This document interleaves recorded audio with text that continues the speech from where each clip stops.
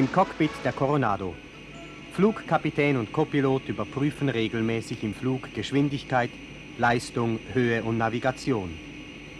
Konzentration, Genauigkeit und Präzision beim Überwachen der verschiedenen Instrumente sind selbstverständliche Bedingungen. Der Flight Engineer. Im Flug wird mit Brennstoff gerechnet. Im Moment bestimmt der Bordmechaniker die Menge des Brennstoffes an Bord und gibt das Resultat zur Kontrolle dem Kapitän.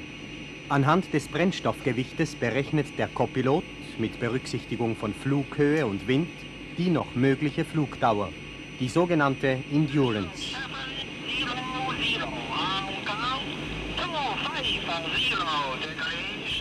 Das zu erwartende Wetter, von Hongkong alle 30 Minuten ausgestrahlt, ist sehr wichtig für die Vorbereitung der Landung.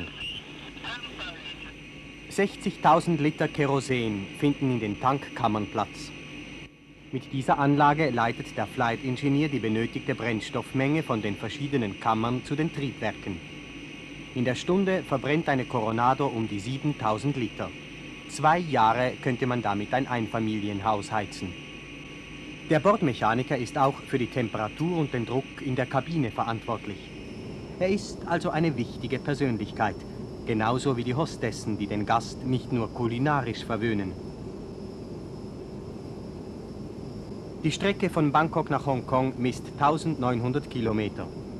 Die Hälfte führt über die Südchinesische See.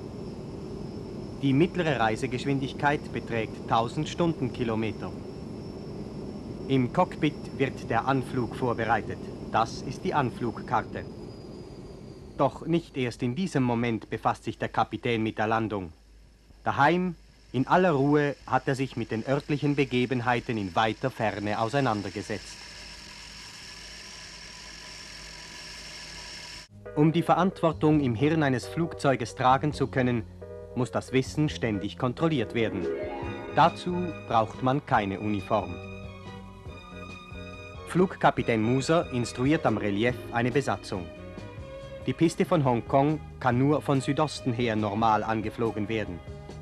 Der seitliche Abstand von den Hügeln ist aber stellenweise ungewöhnlich gering. Östliche bis südöstliche Winde zwingen jedoch häufig zur Benutzung der Gegenpiste. Das hügelige Gelände gestattet hier keinen geraden Endanflug. Bis kurz vor dem Aufsetzen befindet sich das Flugzeug in einer Rechtskurve.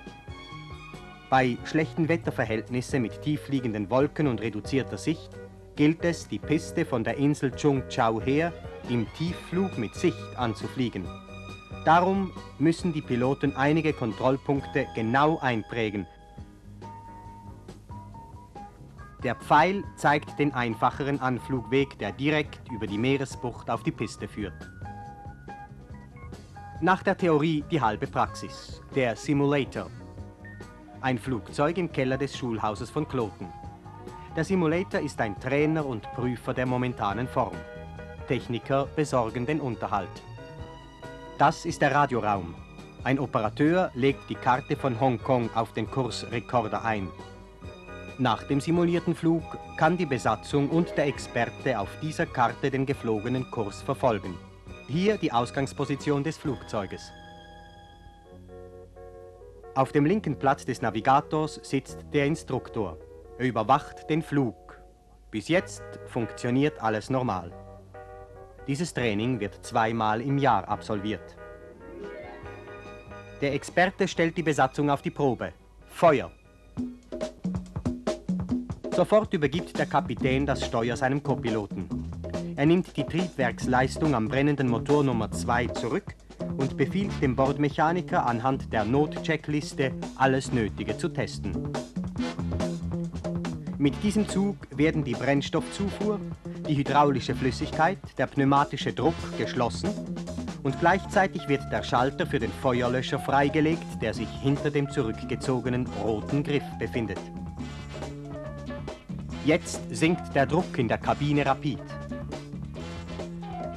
Schlag auf Schlag folgen sich die Schwierigkeiten. Sauerstoff ist wichtig. Der Kapitän leitet sofort den Sinkflug ein. Bei Unterdruck in der Kabine fällt den Passagieren in einer Höhe von über 3000 Metern die Maske direkt vor das Gesicht. Erinnern Sie sich? Die Anflugkarte. Wir sind wieder über der südchinesischen See. Der Check für den Anflug beginnt.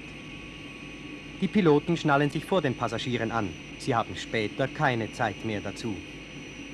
Der Bremsdruck und der Höhenmesser werden kontrolliert, das Landungsgewicht berechnet, da das Flugzeug durch den Treibstoffverbrauch ja viel leichter ist als beim Start. Wir wiegen jetzt 72,5 Tonnen, haben also 14 Tonnen. Hong Kong Control, Swissair 502. Position Delta at 02, flight level 330, estimating Charlie Charlie at 31. Hong Kong, der Turm. Swissair 502, this is Hong Kong Control, reading of strength 5. You are clear to the Charlie Charlie beacon at flight level 60. The runway in use is 13. Report leaving flight level 330 and approaching flight level 60. Swissair 502, clear Charlie Charlie 60. Ground Swissair 982, ready to taxi. Hier wird die Position registriert. Die letzten Vorbereitungen werden getroffen.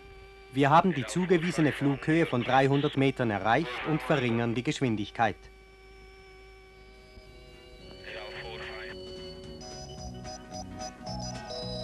Die erste Insel grüßt, Chung Chau.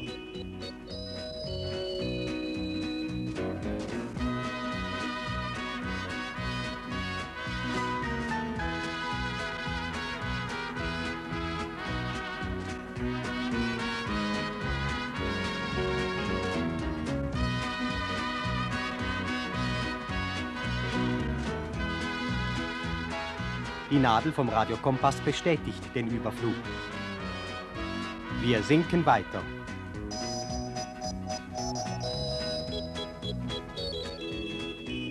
Die grüne Insel Green Islands.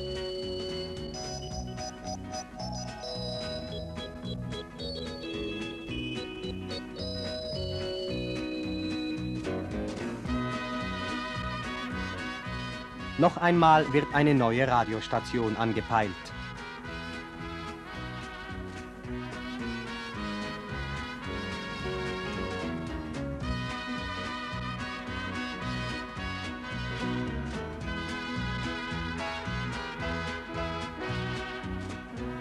Hongkong überwacht den gesamten Flugverkehr mit Radar und wird für die vorbildliche Verkehrskontrolle von den Besatzungen aus aller Welt geschätzt. Einheimische und Engländer ergänzen sich in der verantwortungsvollen Arbeit.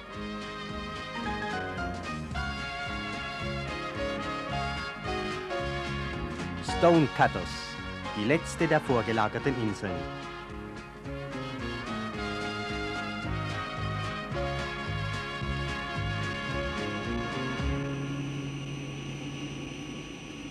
Die Landeklappen werden auf 36 Grad gestellt und das Fahrwerk ausgefahren. Wir warten auf die grünen Lichter. Sie bestätigen uns, Haupträder und Bugrad ausgefahren und verriegelt.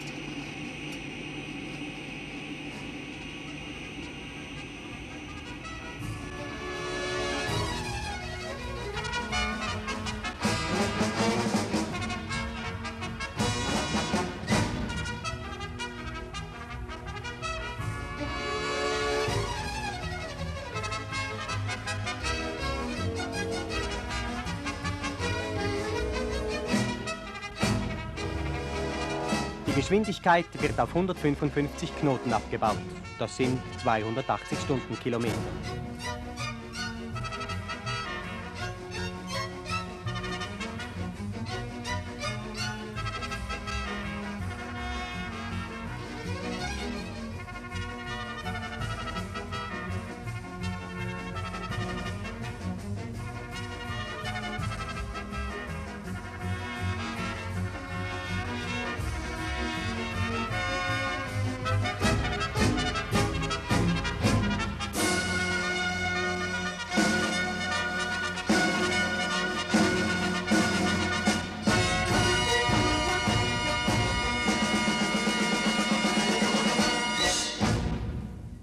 Swissair 502,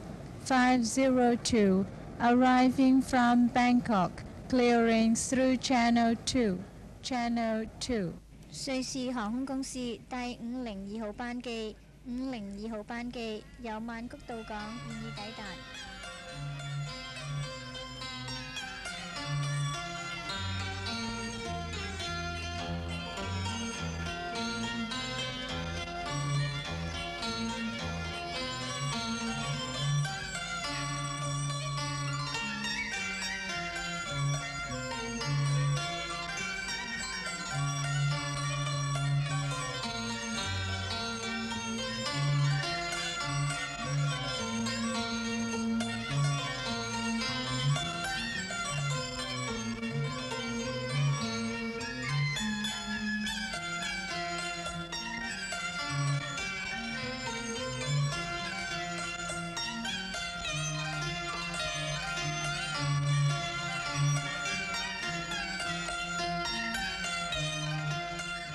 Ah, natürlich. Wir sind ja nicht zu Hause.